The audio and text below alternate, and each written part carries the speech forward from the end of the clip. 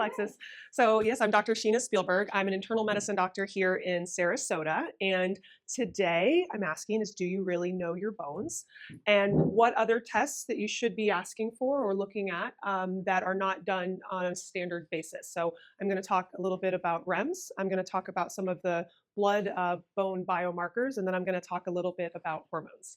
And so, but first, why I'm interested so much in bone health and why I got into a deep dive learning more about bones. When I was in training, when I first came out of training, I did the standard guideline recommendation, which was get a DEXA scan at the age of 65, which is what many people still do. And what I was finding was that most of the women that I was doing that on, majority of the women already had osteopenia or osteoporosis by the time they got that first bone density scan at the age of 65. It was very uncommon for me to actually see a normal bone density scan. And so that really got me interested in prevention. It really showed me that we're missing the ball somewhere on prevention if by the time you do the test, there's already a problem. So then once you actually find the problem, most women are told calcium, vitamin D, weight-bearing exercise, and we'll see you in 2 years to do your next DEXA scan. And that's also a problem because who knows what's happening in those 2 years? Many times bone density is just continuing to get worse. And there's a lot more that we can be doing to look at bone health and to treat and prevent this problem. And so that's why I got so interested in bone health as a really important part of primary care. And it's a longevity issue. There is a 25% one-year mortality after a hip fracture. That's more than many cancers as far as mortality rate goes. There's also a 50% chance that somebody will not return to the same level of independence that they had prior to a hip fracture. So it may mean a cane, it may mean a walker, it may mean relying on other people for care. So it has an impact on limiting health span and lifespan. And even beyond hip fractures, vertebral fractures, so spine fractures, while they don't cause as much disability, they can cause a lot of pain, and that itself can lead to poor mobilization. So it's a big problem. But you are doing the right thing by being here and participating in a strength program like this. The reason I'm here and the reason I got to know Alexis is because I was looking for a place to refer patients that would give them the right kind of exercise rather than just saying do weight-bearing exercise. What does that mean? Walking doesn't improve bone density. It's a great exercise, but it doesn't improve bone density. You need progressive high-intensity strength training, and you need to not get injured, so you need to have professionals that are watching and making sure everything's done correctly. So being here is really important. But how do you know if it's working? There are other things we can look at in the bones to help guide what we're doing. So I'm going to talk a little bit about bone density versus bone quality, just a little background. And the reason I'm doing this is, and the picture's different. I like my new picture better. So the other one's okay. It wasn't perfect. So so the reason I'm even talking about this is because it's going to help illustrate the difference between what a DEXA scan shows and what REMS technology shows. So bone density is how much bone do you have? And bone quality is how well put together is that bone. So the analogy here is the building. Both buildings use the same amount of material. So that's bone density, essentially how much bone is there. But as you can see, one is a mess, looks like it could fall down from the inside, and the other one is very well put together structurally. And so this represents a difference in bone quality, even though the bone density is the same. And both components are important for predicting fracture risk. So it's very important to know as much as we can about both of those. And DEXA and REMS they check bone density. REMS also has a look at bone quality. So that's one of the differences. And this is just a cartoon of bones essentially trying to illustrate the same thing. Our bones have an internal scaffolding as well that can be stronger or weaker depending on how it's put together, how flexible it is, and so forth. So what a DEXA does well. So it has population level risk prediction. It does that pretty well. DEXA has been around for decades, so we have a lot of research on DEXA.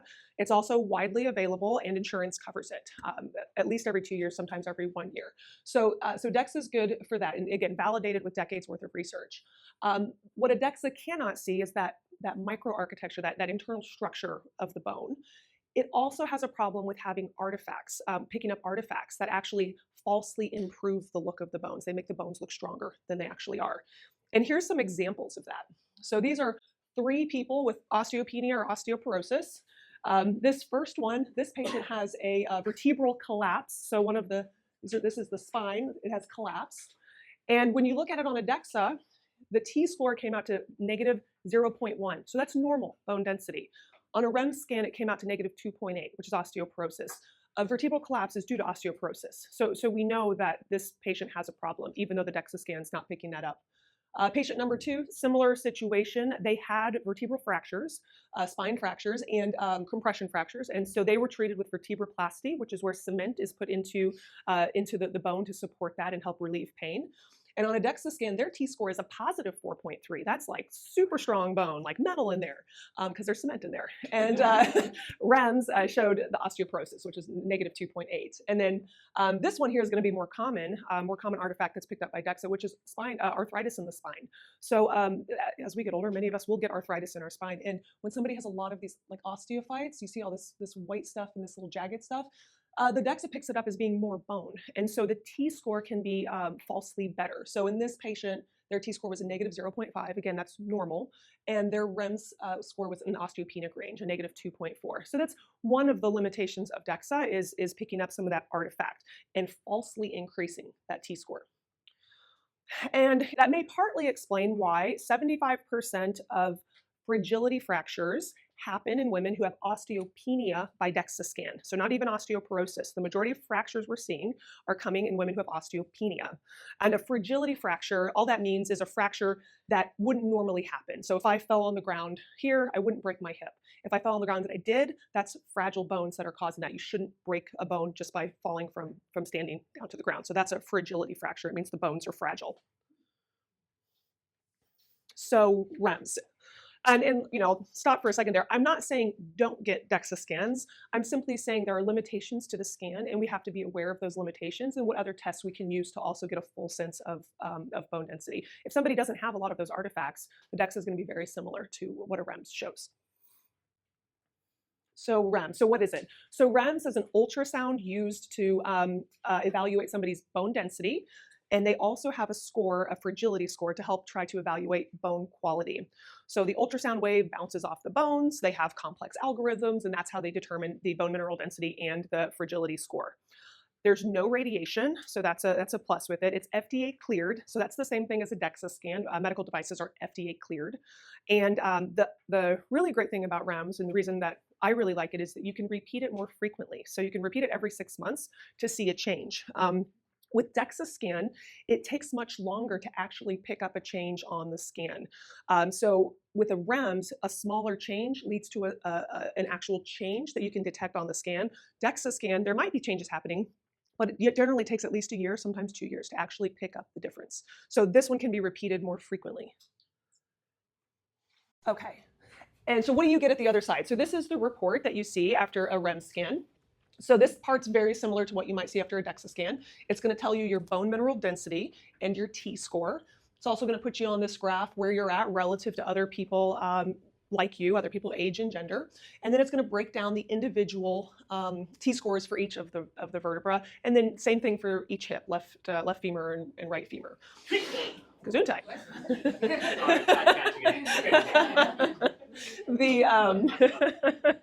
The unique thing about the REMS is that you're also going to get that fragility score.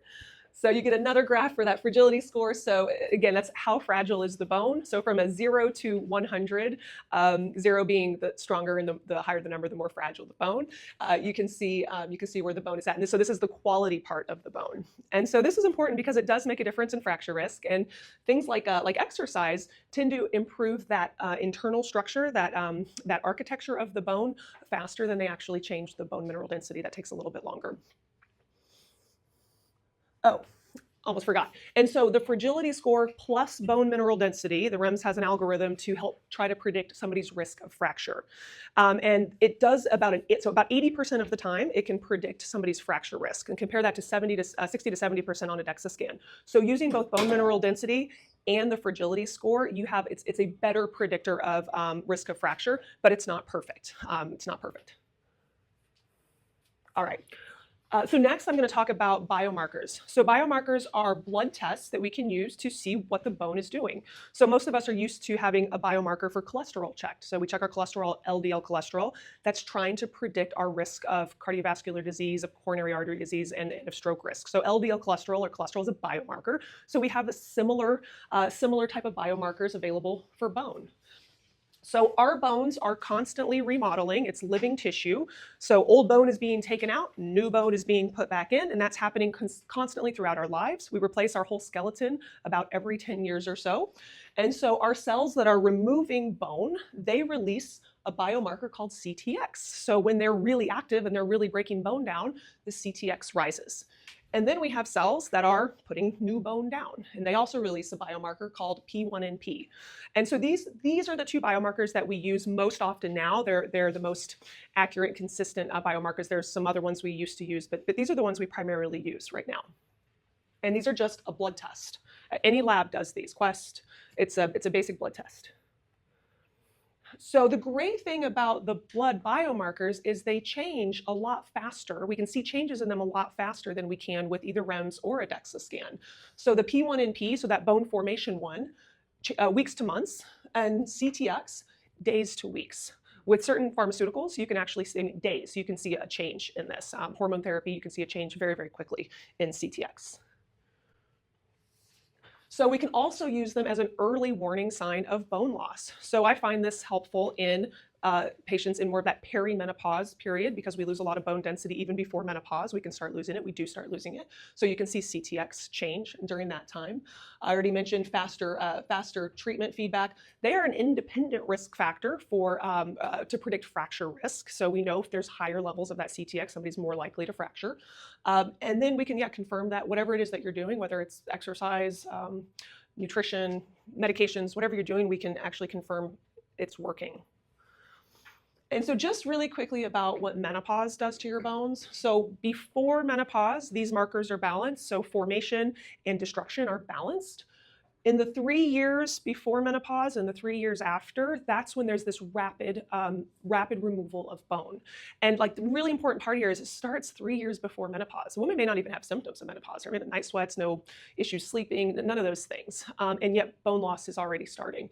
And there's a 62% increase in this CTX. So the bones are just rapidly breaking down. So you can detect that during this time. So if you're deciding on when to try to start hormone therapy on somebody, for example, and they're not having symptoms, this would be one way to do that. And then after menopause, so after about 3 years, there's still a net loss of bone, but it's slowing down. It's not as rapid as was happening during that transition time. And so what about strength training in these same markers? So just briefly mention this Lift More trial, which really demonstrated that progressive high-intensity weightlifting helped improve bone mineral density on DEXA scan. And then also, as far as the bone biomarkers go, with the strength training, we can see CTX, so that's the destruction crew. We can see that one drop by 10 to 20% over just 3 to 6 months with strength training. And with P1NP, so that's the bone formation one, we can see that one go up or maintain stable. That one doesn't change quite as dramatically as the CTX does. So you can actually observe strength training improve some of these markers. All right. And then I'm briefly going to talk about hormones and how hormonal status and replacement of hormones affects bone density. So estrogen is the most important hormone for our bones. Loss of estrogen is what leads to the loss of bone density. Adding estrogen back improves bone density. And so how does it do that? So estrogen blocks the demo crew from demoing, from removing all of that bone. And then estrogen supports and prolongs the life of those cells that are adding new bone. So estrogen is absolutely a vital component to keep bone turnover low, meaning not as much bone turnover from happening.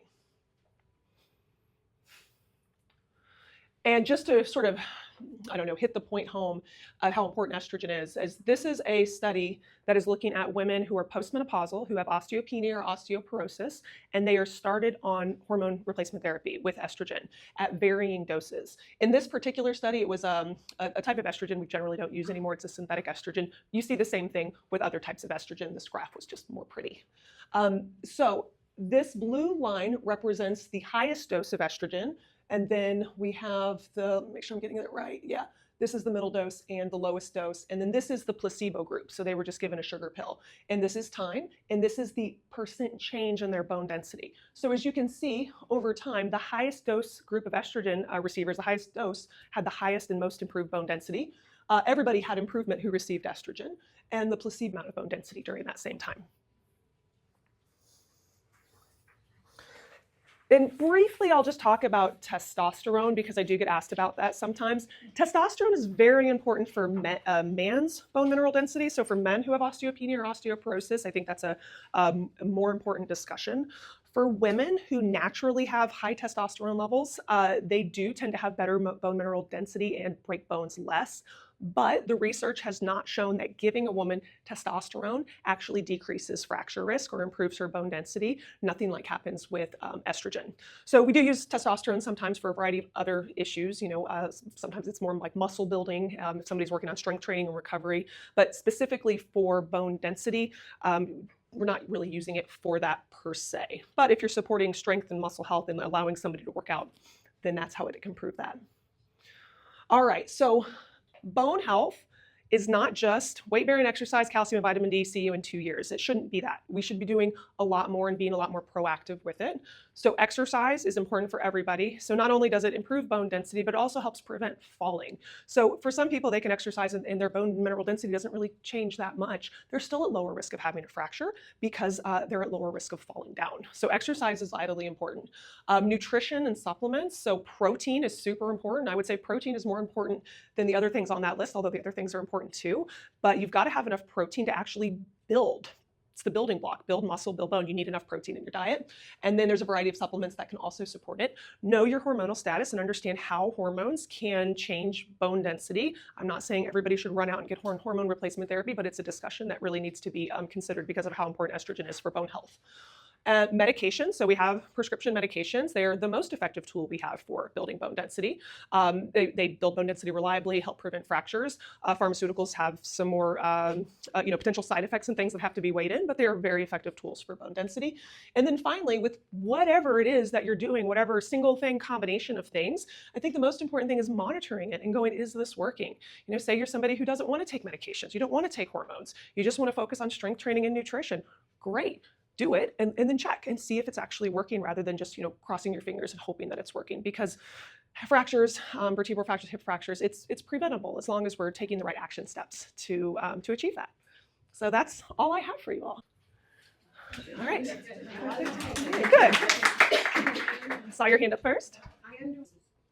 So I'm going to give a lot of hedges on that. We can absolutely see big improvements in bone density. Everybody responds a little bit differently to treatments, and it depends on how far they are, but we can definitely see improvement, and we can see reversal depending on how aggressive we get with all the treatments that we have available. If somebody has really severe bone loss, it might take multiple medications, hormones, and then you may not get all the way back to normal. Somebody's got just a little bit of osteopenia and you're doing all the right things, right? You're doing the strength training, the nutrition piece, supplements, and maybe medications, maybe hormones. We can absolutely see improvement, maybe back to the normal range.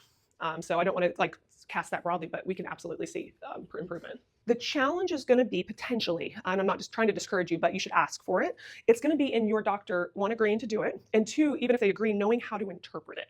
So that's kind of the challenge with them, but they're readily available. They can be added onto any blood work. I have no problem getting insurance to cover those. Great.